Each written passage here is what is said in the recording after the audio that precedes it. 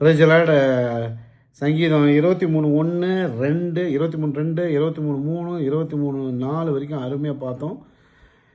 இது எப்படி லிங்க் பண்ணுறேன்னு ஒரு தடவை சொல்லிடுறேன். கர்த்தர் என் ஓனராக இருப்பதால் நான் லாபம் அடையாமல் இருக்க மாட்டேன். கர்த்தர் என்னை புல்லுள்ள இடங்களில் மேய்த்து இங்கே வரக்கூடிய எல்லா கஸ்டமரும் கர்த்தர் அவர்களை எங்கிட்ட கொண்டு போய் எங்கிட்ட எல்லா கஸ்டமர்ஸையும் வரா மாதிரி பண்ணுறாரு.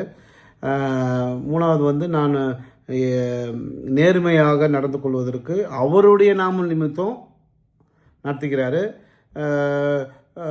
நிறைய உதாரணங்கள் சொல்லி 23:4 வீடியோவில் பார்த்தோம். பொல்லாப்புக்கு நான் என்றைக்குமே பயப்பட மாட்டேன். எவ்வளோ அப்படியே கச்ச கச்ச கச்ச கச்சன்னு ஒரு பிரச்சனை, அது ஒரு ப்ரெக்னென்ட் லேடி உதாரணமாக அதில் சொல்லியிருப்பேன். அந்த ப்ரெக்னென்ட் லேடிக்கு ஏற்பட்ட அந்த மனநிலைமை என்னுடைய எக்ஸ்பீரியன்ஸ்லேருந்து நடந்த விஷயத்தை அதில் ஷேர் பண்ணியிருப்பேன். அந்த மாதிரி ஒரு ஸ்ட்ரெஸ்ஸு ஃபுல்லாக, அதாவது அந்த ஸ்ட்ரெஸ்ஸில் அவங்கள தள்ளியும் விட முடியாது. ஒரு மாமியார் ஒரு மருமகளுக்கு கொடுக்கக்கூடிய ஸ்ட்ரெஸ்ஸு ரொம்ப ஜெயிலில் போட்டதை விட மேலே ஒரு ஸ்ட்ரெஸ் இருக்கும். அந்த ஸ்ட்ரெஸ்ஸினுடைய தன்மையை சொல்கிறதுக்காக தான் மாமியார் மருமகள்னு சொல்கிறேன். நிறைய மாமியார் நல்ல மாமியார் மருமகள் இருக்கிறதுக்கு நிறைய வாய்ப்புகள் இருக்குது, இருக்கவும் செய்கிறார்கள். ஆனால் அதை பற்றி நான் சொல்லக்கூடாது. ஒரு உதாரணத்துக்காக அந்த சீனை க்ரியேட் பண்ணுறதுக்காக சொன்னேன். அந்த மாமியார் படுத்துக்கிற பாட்டிலிருந்து அவர்கள் மாமியாரை துரத்தி விட முடியாது. அதுக்கு பேர் தான் மரண இருளின் பள்ளத்தை கிடந்தது. இது போன வீடியோவில் சொல்லியிருக்கேன். ஸோ இதுக்கப்புறமா வந்து அப்போனா அது ஓனரு, அதனால் லாஸ் ஆக மாட்டேன். எல்லா கஸ்டமரும் ஆண்டவர் தான் எடுத்து வந்து விட்டாரு. நான் அதனால் நேர்மையாக நடந்துப்பேன். எவ்வளோ பெரிய பிரச்சனைகள், ஏதாவது கவர்மெண்ட்னால இப்போது ப்ரைஸ் கண்ட்ரோல்னு ஒரு ஃபார்மா லைனில் வந்து price control DPCO price control அப்படின்னு ஒரு கவர்மெண்ட்டில் ஒரு லா இருக்குது. அந்த லாவில் என்ன சொல்லுவாங்க அப்படின்னா, 3 months ஒன்ஸோ இல்லை மாதமோ மக்கள் தேவை அதிகமாக இருக்கக்கூடிய மாத்திரைகளுக்கு குறைந்த இந்த ₹2 MRP, ₹2 தான் ஒரு மாத்திரை வைக்கணும்டா, அவ்வளோதான், நீ என்னெல்லாம் பண்ணிக்கோ. அது ரா மெட்டீரியல் கட்டுப்படி ஆகுமா அதெல்லாம் எனக்கு தெரியாது. ஸோ ₹2 மாத்திரை விற்கக்கூடிய ஒரு அமல் வந்து இம்ப்ளிமெண்டேஷன் வந்து கவர்மெண்ட்டில் இப்போ பெட்ரோல் ₹1 ஏறிது, நாளையிலேருந்து தங்கம், அதெல்லாம் தங்கம் எப்படி நாளைக்கு இன்றைக்கி ₹100 ஏறிச்சு சவரான, அந்த மாதிரிலாம் யாருமே பேச மாட்டாங்க. வலி மாத்திரை ஒரு மாத்திரை ₹6, 60 காசுக்கு மேலே இருக்கக்கூடாது. ஆன்டிபயோட்டிக் அமாக்சிலின் கிளாவனிக் ஆசிட் ₹21.50 ஒரு மாத்திரை, அதுக்கு மேலே இருக்கக்கூடாது. இல்லை சார் மெட்டீரியல் ரேட்டு ₹14 வருது சார், நான் எப்படி சார் ₹21.50? அதெல்லாம் எங்களுக்கு தெரியாது. ₹21.50 விற்றுரு. அதுக்கு மேலே ஒரு பைசா இருந்தாலும் உங்கள் கம்பெனியை சீல் வைக்கப்படும். அப்போ என்ன பண்ண முடியும்? அந்த லாவை ஃபாலோ திடீர்னு இம்ப்ளிமெண்டேஷன் ஆகும். அந்த லாஸை ஏற்படுத்தும். இப்போ நான் ஏற்கனவே வாங்கியிருக்கிறது ₹2 60 காசு கொடுத்து ஃபஸ்ட்டு மெட்டீரியல் வாங்கி வச்சுருந்தேன். இது ₹26 மெட்டீரியல் காஸ்ட்டு எனக்கு வந்துருந்துச்சு ஃபஸ்ட்டு. அதான் அந்த ப்ரைஸ் கண்ட்ரோல் வரத்துக்கு முன்னாடி ₹26 எனக்கு மெட்டீரியல் காஸ்ட் வந்துருந்துச்சு. ப்ரைஸ் கண்ட்ரோல் இப்போ என்கிட்ட வந்து 100 கிலோ இருந்துச்சு. 1 கிலோ ஒரு மாத்திரை ₹26 அடக்கத்துக்கு நான் வாங்கி வச்சுருந்தேன். அப்போ ₹35 விற்றுருந்தேன், இல்லை ₹30 விற்றுருந்தேன்னு வைங்க. அப்போ என்ன ஆச்சு, ₹21 ப்ரைஸ் கண்ட்ரோல் கவர்மெண்ட் கொண்டு வராங்க. ஆனால் எங்கிட்ட இருக்கிற மெட்டீரியலே ₹26 தான். அப்போ ஒரு மாத்திரை நான் விற்றேன்னா ₹4 லாஸ். ஸோ அந்த மாதிரியான ஒரு லா, அந்த மாதிரியான ஒரு சூழ்நிலை வரும். அப்போ வியாபாரத்தில் அப்படியே திணறி, இப்போ ₹10 லட்ச இருக்குதுன்னு வச்சுங்க. ₹10 லட்ச சரக்கை நான் ₹7 லட்ச விற்கணும். ₹10 லட்ச சரக்கை $10,10,000 விற்றா கூட சரி, நோ லாஸு. ₹10 லட்ச சரக்கை நான் ₹7 லட்ச விற்கணும், ₹3 லட்ச லாஸ். ஸோ இந்த மாதிரி ஒரு சிச்சுவேஷன்ஸ் அப்படியே மரண இருளின் பள்ளத்தாக்கிலே நடந்தாலும், இது ஒரு வியாபாரிங்களுக்காக சொல்கிறேன். ஃபோன்ஸு இப்போ iPhone 16 வந்திருக்கு, 17 வந்திருக்கு. 16 வந்து இப்போ என்கிட்ட ஒரு 10 பீஸ் இருந்துச்சுன்னா நான் 16 17 ரேட்டு விற்க முடியாது. அதில் இருக்கிற ரேட்டு விற்க முடியாது. நான் லெஸ் பண்ணி என்னுடைய லாஸிலேருந்து அதை லாஸ் ஆக்கி தான் அந்த ஃபோனை விற்கணும். அது உங்களுக்கு ஈஸியாக புரியும்னு நினைக்கிறேன். ஸோ அந்த மாதிரியான சூழ்நிலை தான் மரண இருளின் பள்ளத்தாக்கிலே நடந்தாலும் பொல்லாப்புக்கு பயப்படேன், ஏனெனில் தேவரீர் என்னோட கூட இருக்கிறீர், 9 கோலும் முதல். பொல்லாப்புக்கு பயப்படேன்னா, பொல்லாப்புனா இன்னொரு விஷயமும் சொல்லலாம். என் ஸ்டாஃப் ஒருத்தன் ஒரு 5 லட்ச ரூபா திருடின்னு போயிட்டான்னு வச்சுங்க, அதை கூட பொல்லாப்புக்கு அந்த மாதிரியான சூழ்நிலையில் பொல்லாப்புக்கு பயப்படாமல் ஸ்ட்ராங்காக இருந்து அந்த பிரச்சனையிலேருந்து மீண்டு வரணும். அதுதான் மரண இருளின் பள்ளத்தாக்கு. அந்த மாதிரி மரண இருளின் பள்ளத்தாக்குன்னா அந்த மாதிரி கெட்ட சூழ்நிலை தான். அதுதான் சிம்பிளாக நீங்கள் புரிஞ்சுக்கணும். இன்றைக்கி நடக்கக்கூடிய படிக்கும்போது சரியாக ஸ்கூலில் சொல்லித்தரல, படிப்பு இல்லை, வியாபாரம் பண்ணவங்களுக்கு ஒரு ஸ்டாஃப் ஏமாற்றிட்டாங்க, இல்லை ஒரு டாக்டர் ஒரு ட்ரீட்மெண்ட் கொடுத்து அந்த ட்ரீட்மெண்ட் ஃபெயில் ஆகிடுச்சு. அந்த மாதிரி மெயின் திங்ஸை மட்டும் இப்போ பேசிட்டு வரோம். ஒரு விபத்து ஆகிடுச்சு, ஒரு நோய் வந்துடுச்சு. இதுதான் மரண இருளின் பள்ளத்தாக்கில் நடந்தாலும் பொல்லாப்புக்கு பயப்படேன், ஏனெனில் தேவரீர் என்னோட கூட இருக்கிறீர்ன்றதை பார்த்தோம். இப்போ பார்த்தோமா, என் சத்துருக்களுக்கு முன்பாக நீர் எனக்கு ஒரு பந்தியை ஆயத்தப்படுத்துகிறீர், என் தலையை எண்ணெயால் அபிஷேகம் பண்ணுகிறீர், என் பாத்திரம் நிரம்பி வழிகிறது.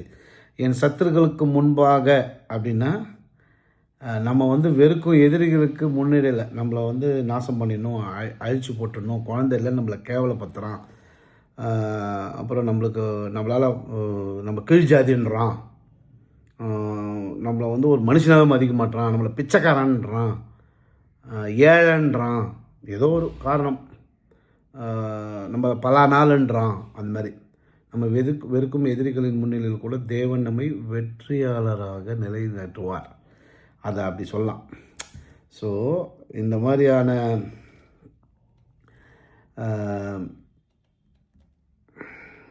மரணத்தின் பள்ளத்தாக்கிலிருந்து நம்ம வந்தாலும் கர்த்தர் நம்மளை காப்பாற்றுவார். நம்ம எதிரிக்கிட்ட மெயினாக அதுதான் எனிமீஸை பற்றி இந்த வசனம் 23-25. என் சத்துருக்களுக்கு முன்பாக நீர் எனக்கு ஒரு பந்தியை ஆயப்படுத்தினா, நம்ம நல்லாவே இருக்கக்கூடாதுன்னு நினைக்கிறவங்க முன்னாடி நம்மளுக்கு ஒரு பந்தி ஆயத்து பண்ணால் நம்மளை வெற்றியாளராக மாற்றுவார். அந்த மாதிரி புரிஞ்சுக்கணும்.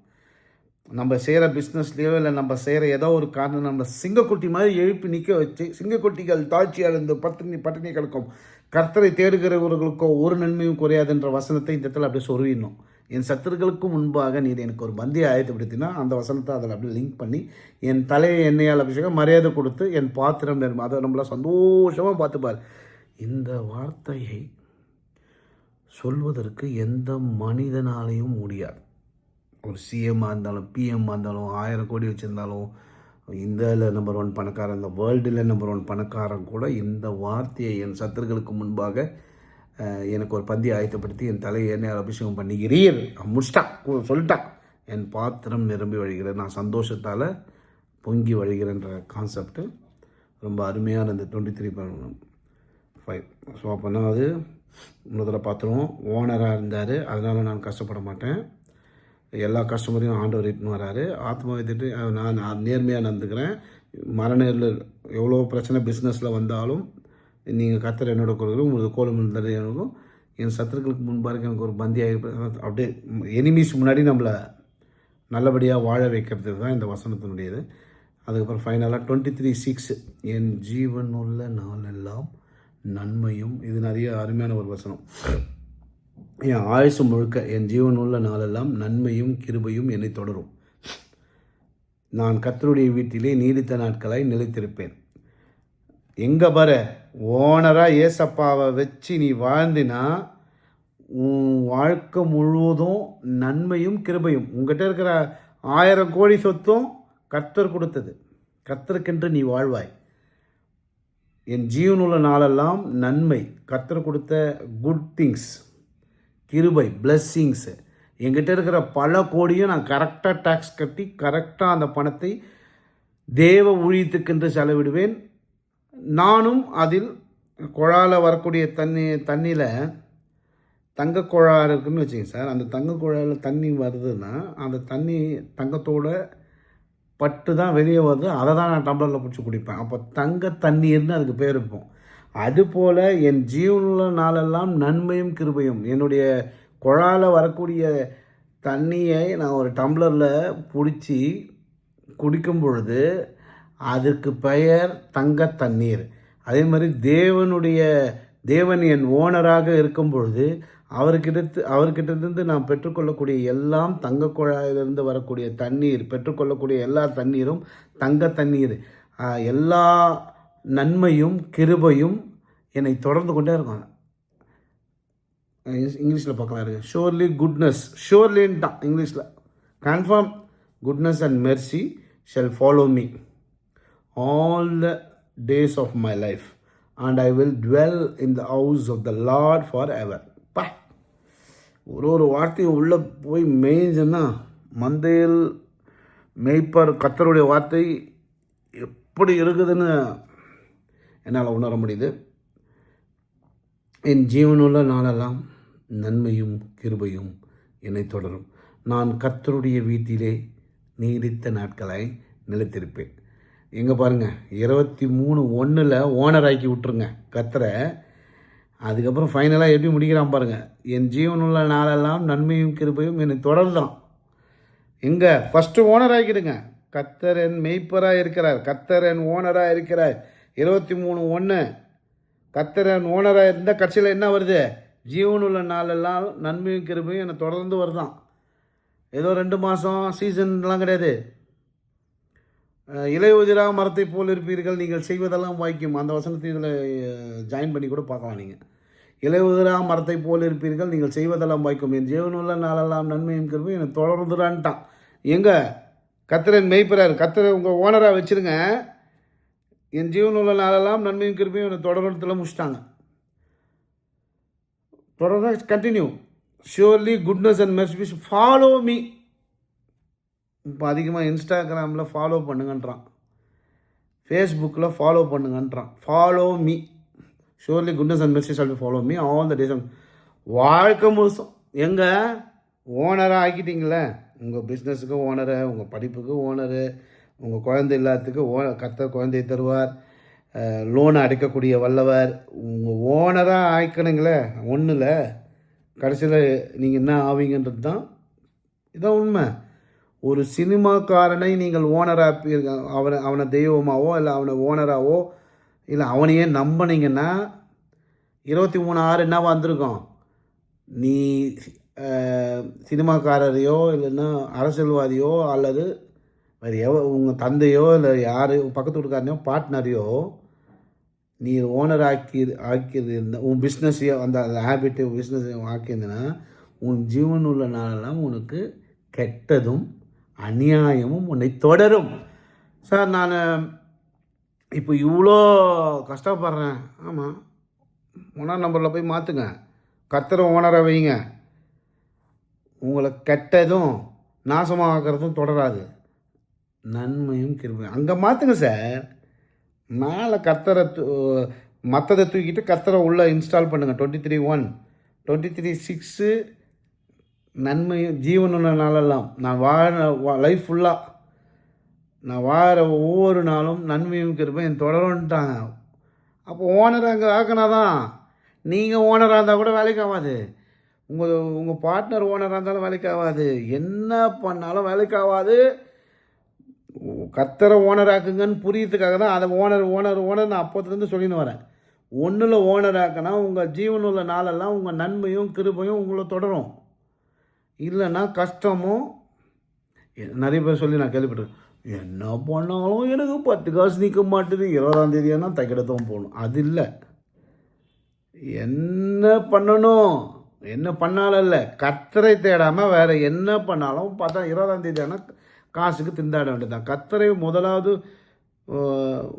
அவருடைய ராஜ்யத்தின் நீதியும் தேடுங்கள், முதலாவது அவருடைய ஓனர் ஆக்குங்க. நீங்கள் உங்கள் வாழ்க்கையோட கர்த்தரை இணைச்சி இன்றைக்கி இருக்கக்கூடிய காலகட்டத்திற்கு வசனத்தை செதுச்சு அது வேறு இது வேறுன்னு பிரிச்சிடாதீங்க. அந்த வசனத்தை எடுத்துன்னு வந்து உங்கள் வாழ்க்கையோடு இன்ஸ்டால் பண்ணுங்கள். இன்றைக்கி இருக்கிற நீங்கள் நீங்கள் யாராக எதுவாக இருந்தாலும், அல்லது பெண்மணியோ சகோதரனோ சகோதரியோ யாராக இருந்தாலும் இன்றைக்கி 1ஆம் நம்பரை தூக்கி இன்ஸ்டால் ஓனராக மாற்றிட்டிங்கன்னா 23:6 உங்களுடைய ஸ்டேட்டஸ்னா, வாட்ஸ்அப்பில் ஸ்டேட்டஸ் வைப்போம்ல, அது 23:6 தான் உங்கள் ஸ்டேட்டஸு. ஜீவனுள்ள நாளெல்லாம் நன்மையும் கிருபையும் உங்களை தொடரும், அது ஸ்டேட்டஸில் வைங்க. கர்த்தருடைய வீட்டிலே நீடித்த நாட்களாய் நிலைத்திருப்பேன். கர்த்தருடைய வாட்டில் தான் இருப்பேன், அவ்வளோதான். அவருடைய வீட்டில் இருப்பேன். ஏன்னா அவர் நம்ம வீட்டில் இருப்பார், இல்லை நம்ம அவர் வீட்டில் இருப்போம். ஏன்னா அவர் தானே ஓனர் வீட்டில் தான் நம்ம இருப்போம். ஓனர் சொல்கிறது தான் செய்வோம். 8 மணி நேரம் வேலை இன்றைக்கி, 10 மணி நேரம் 12 மணி நேரம் வேலைன்னா என்ன ஓனர் சொல்ல லெஃப்ட்டில் போட அங்கே போய் அது அந்த சரக்கு எடுத்துன்னு வரணும்னா ஓகே ஓகே சார்னு போய் எடுத்துகிட்டு வருவோம். டீ வாங்கிட்டு வருவோம். கார் ஓட்டுறா கார் ஓட்டுருவோம். சரக்கெல்லாம் ஏற்றுப்பா ஏற்றிட்டோம். 10 பாக்ஸ் அவருக்கு அனுப்பிட்டேன் சார். நான் சொன்னேன் அனுப்பினோம். ஏன்னா ஓனரு. அப்போது இந்த ஓனர் நம்ம ஆண்டவர் ஓனர் என்ன சொல்கிறாரு, எப்போதும் வேதத்தில் தியானமாக இருன்றாரு. அப்போ செய்யுங்க. எப்போதும் வேதத்தில் தியானமாக இருக்குன்னு ஓனர் சொல்கிறார் சார். ஓனர் சொல்கிற வேலையை செய்யுங்க. அப்போ எப்போதும் வேதத்தில் தியானமாக இருங்க. எப்போதும் வேதத்தில் தியானமாக இருந்தால் பாக்கியவனா மாறுவீங்க. அப்போ என்ன சொல்ல மாட்டீங்க, ஐயோ என்ன பண்ணாலும் நிற்க மாட்டேதுங்க, காசே நிற்க மாட்டேதுங்க, ஃபுல்லாக லோனுங்கன்னு சொல்ல மாட்டீங்க. என் ஜீவனில் நன்மையும் கிருபையும் தொடருது சார். எனக்கு எப்படி தான் இவ்வளோ பெரிய அசட்ஸ் வந்துச்சுன்னு தெரில. இதை எப்படி தான் நான் இவ்வளோ ஊழியர் செய்கிறேன்னு எனக்கே தெரில சார். நீங்கள் இப்போ கர்த்தருடைய வீட்டிலே நீடித்த நாட்கள் நிலைத்திருப்பேன். கிங்கு மாதிரி சொல்கிறான் பாருங்க, Lord for ever. I will dwell in the house of the Lord for எவர்.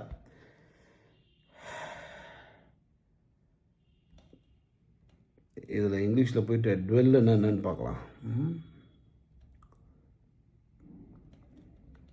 இது முடிச்சிடுறேன், சாரி, திடீர்னு தோணுச்சு. Dwell, Tamil meaning of dwell is depending on the context வசிக்க நீடித்த நாட்களை. Okay thank you very much. அந்த ஆண்டவர் எனக்கு இந்த சங்கீதம் 23 ஒவ்வொரு பேராகிராஃபும் நான் மொபைல் ஃபோனை உள்ளே போய் பார்த்தா எப்படி நிறைய ஸ்பேர்ஸ் இருக்கும் இல்லையா, அந்த மாதிரி உள்ளே போய் பார்க்கும்போது இவ்வளோ டீட்டெயில்ஸாக நான் லேர்ன் பண்ணதுக்கு கர்த்தருக்கு முதலாவது நன்றி சொல்கிறேன்.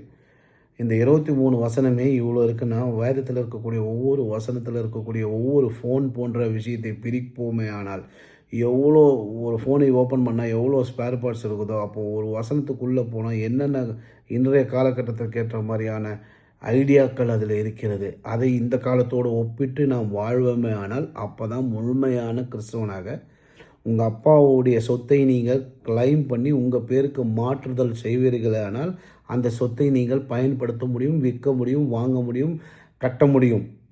அப்பாவுடைய சொத்தை பைபிள் எடுத்து அப்படியே வச்சுக்கிட்டிங்கன்னா அந்த சொத்தை அப்பா பேர்லேயே இருந்துச்சுன்னா அதை நீங்கள் யூஸ் பண்ண முடியாது.